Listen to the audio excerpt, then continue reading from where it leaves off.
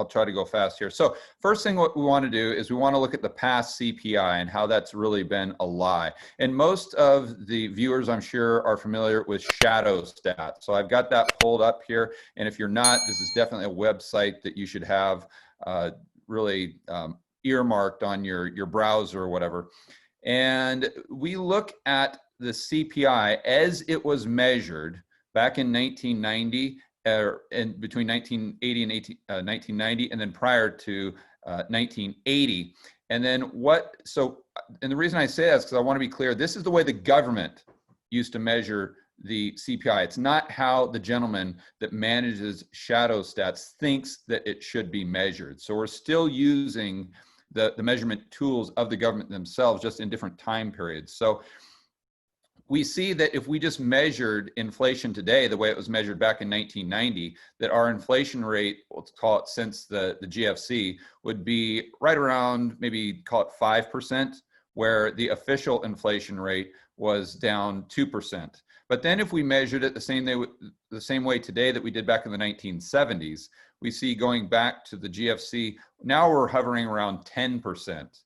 And I think most people understand that, but they don't really think through the whole process. And I did this on a video. So one thing I'd like to point out to everyone is if you have someone say that, yeah, I know the CPI would be 10% if we measured it the same in the 1970s, but we've made improvements on the CPI, and now it's better. And so I'm not really worried about it too much. What I would ask that person is, did we have inflation in the 1970s? Did prices go up? Because you can't have both. Right? And I don't think people really think that through. We can't have low inflation today and high inflation in the 1970s, because if we measured inflation in the 1970s the same way that it was measured today, the CPI would have been 3%. But so then if we measure today, today's CPI, the way it was measured in the 70s, then we have it at 10%. So you can't have both. You can't have your cake and eat it too. So either the CPI is higher today, the real rate of inflation is higher, or the real rate of inflation was a lot lower in the 1970s. And anyone that lived through the 1970s, you know, were your prices going up consistently? Yes or no? So that's kind of the rebuttal I would have to anyone that thinks the measurement is just more accurate now than it was back in the 1970s. Okay, so moving on, that's kind of what everyone understands on how they lie about the CPI, how they did that in the past. But what is really shocking, and I think will surprise most people, and what I never heard really anybody talk about, even the guys like Dent and Schiff and Mike Maloney, I've never really heard them bring this up. So this is let me get this. This is straight from the Fed's website. And this is a post from 2018 January that talks about the most recent tax change, right? So everyone that was in favor of this because they're, you know, Trump's coming out and lowering taxes, and that's what we need to do to stimulate the economy and yada, yada, yada. What they didn't do is they didn't read the fine print. Because when you read the fine print, you see that this wasn't necessarily a tax decrease. It was actually a tax increase long term. And so let's dive into why. This blue line is the measurement of the typical CPI. So it's called the CPI-U is what it's referred to. And this red line is what they call the CPI-U. And the difference is that the CPI-U over time understates inflation relative to the typical CPI. So what they were using for the tax brackets prior to 2018, when they came out with this bill that supposedly lowered our taxes, is they used the CPI. So what that means is the tax brackets would go up faster. Okay, and what they did is they say, well, now we're going to use this measurement of inflation that understates it. So that means the tax brackets will raise at a slower pace. Let's take this to its extreme so we can really get our mind around this. Let's say that you're someone right now that's making $50,000 a year and your effective tax rate is 15%. And let's say right now, the effective rate for someone making $100,000 would be 50%. And so if over the next 5 years we get substantial inflation and your wages or your income goes up with the rate of inflation, taking it from $50,000 a year up to $100,000, your purchasing power hasn't increased at all. It hasn't gone, it's zero. You can still buy the same amount of goods and services, although you're making $100,000 now instead of $50,000. But now let's just assume that the CPI showed that there was zero inflation.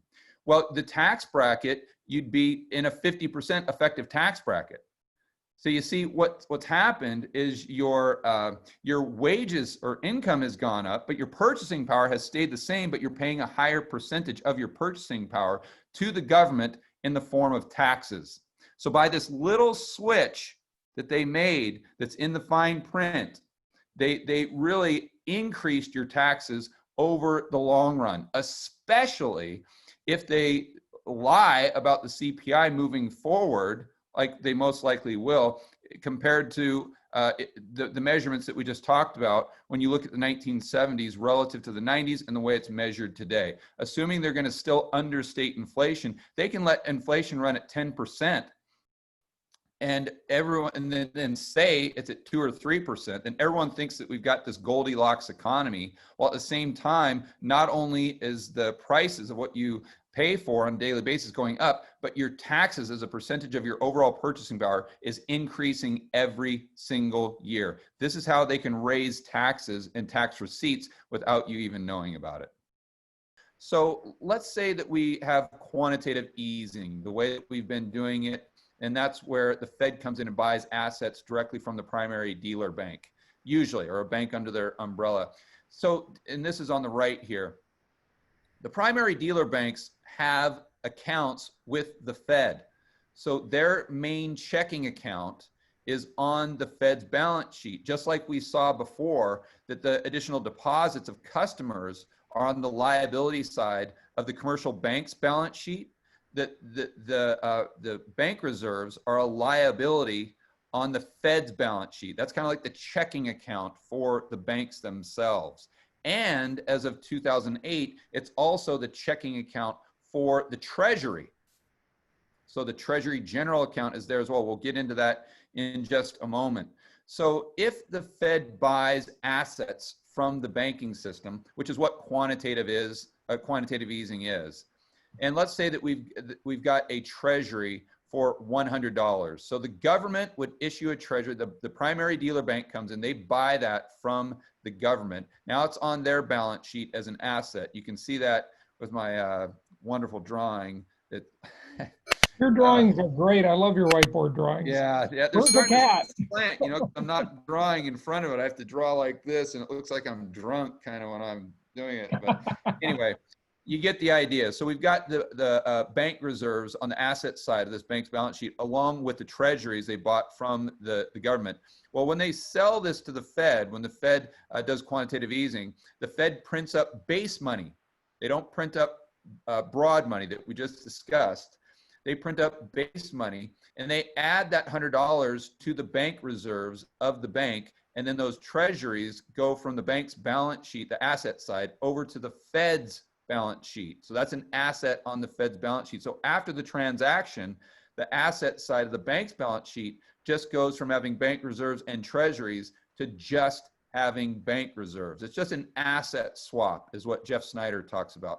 So if we have $100 worth of treasuries, go to the Fed's balance sheet on the asset side, they print up more base money, more bank reserves, and just deposit that into the bank reserve checking account for XYZ bank they bought the mortgage-backed securities from, or the treasuries. So my point with outlining this is to show you that this transaction has only affected base money.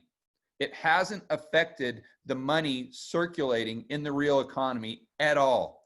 So the Fed could print up literally $10 trillion worth of this base money and buy these assets from the banking system, and it wouldn't really increase inflation. Theoretically, it wouldn't have a causal effect because the money that's circulating in the economy is still the exact same. And that's why in my videos, I always call it like, because we think about taking a bunch of money and just stuffing it under our mattress. Right. And then it's not circulating. I always say it's under the Fed bed.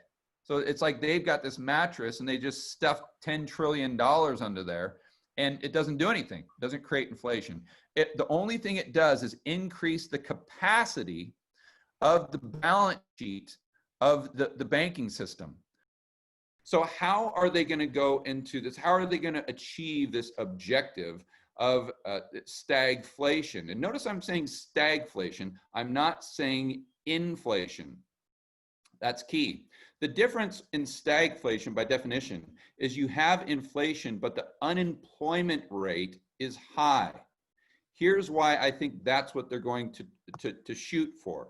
Well, first, actually, let me try to follow my outline before I get ahead of myself. So let's figure out how they're going to increase the demand side of the equation, because inflation really is the amount of money that's circulating in the economy, chasing a certain amount of goods and services, and how fast that money circulates. We call that velocity. So I think the way that they're going to increase M2 money supply, which is broad money, just in layman terms, that's just how much money is in the real economy.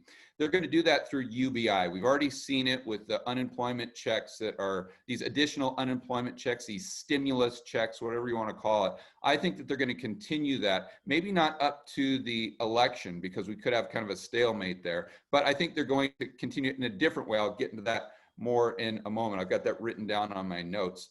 But they create this UBI, long-term helicopter money, whatever you want to call it. This increases the money supply in the real economy. Now, this is different than quantitative easing, what the Fed has been doing. A lot of people call that money printing, and it is to a certain degree, but that's just bank reserves that are held at the Fed. So we're talking about the difference between base money, which really can't get out into the economy unless the commercial banking system lends it into existence. The difference between that and broad money, which the government can spend, the Fed monetizes. So the government spends it by giving checks to everybody, and the Fed prints up these bank reserves to buy those treasuries that are issued at auction from the primary dealer banks in this shell game, right?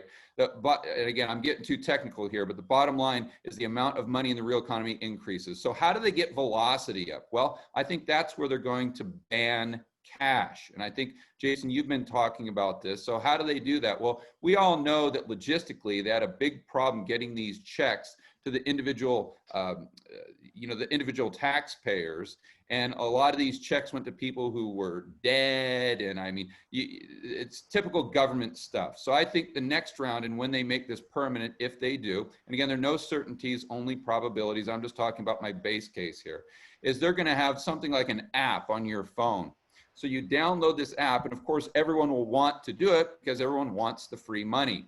And everything the government does, or every one of these policies or acts, as Ron Paul always says, the results are always the opposite of whatever the name is. So I always call this the freedom app, because it will take away your freedom a lot more than it'll give you more purchasing power, that's for sure. So you download this freedom app and you get your Fed coins, let's say, directly transferred to your app. And then when you go to Starbucks or whatever you do, you just swipe your phone and it's got the barcode and bam, that just comes straight off of your Fed app. So that's how they circumnavigate the banking system to increase the money supply. But with velocity, what they can do if you're not spending the money fast enough, and again, I want to get sidetracked for a moment because Japan did this same thing where they did these stimulus checks. But what was interesting about the Japanese, they have a 30% savings rate. So they didn't go out and spend it, they actually saved it. So it defeated the purpose. It actually decreased the amount of velocity. So I think the Fed is going to learn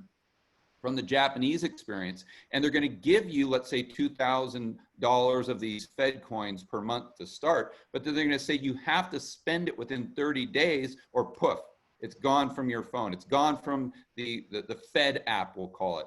And if that doesn't increase velocity enough, then they'll say, okay, now it's gone in 15 days. So everyone has to go out there and spend that money within 15 days or else they lose it, right? So this is how they're getting that velocity higher, therefore the inflation rate higher. But the unemployment, this comes in where if you're paying people more than they're making on the job to stay at home, which, you know, Lynn Alden, she's a brilliant person. She's in the macro space on FinTwit. She's a superstar. But I had a conversation with her the other day where she pointed out some shocking statistics that the average income of an American over the past, call it 2 or 3 months, has actually increased. Yep. As U6 unemployment, that's the broad measure of unemployment, has gone up over 15%. And if you measured it correctly, I would argue that it's up over 20%.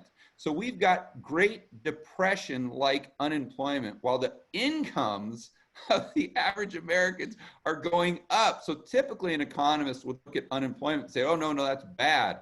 That's bad. That's going to create deflation.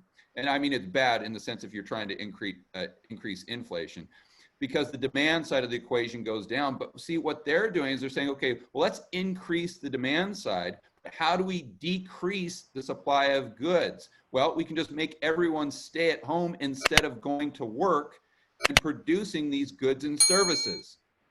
That's why I say it's this ace up the sleeve if they're trying to get this inflation.